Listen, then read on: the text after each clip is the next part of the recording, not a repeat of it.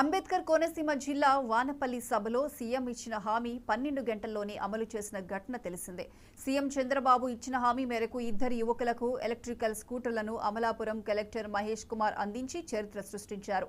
కొత్తపేట మండలం వానపల్లికి చెందిన దివ్యాంగుడు ఇల్లు భగవాన్ వాడపాలెం వాసి చింతపల్లి నాగమల్లేశ్వర్ కిరణ్ కు 1.5 లక్షల ఖరీదు చేసే ఎలక్ట్రికల్ స్కూటీలను కలెక్టర్ పంపిణీ చేశారు.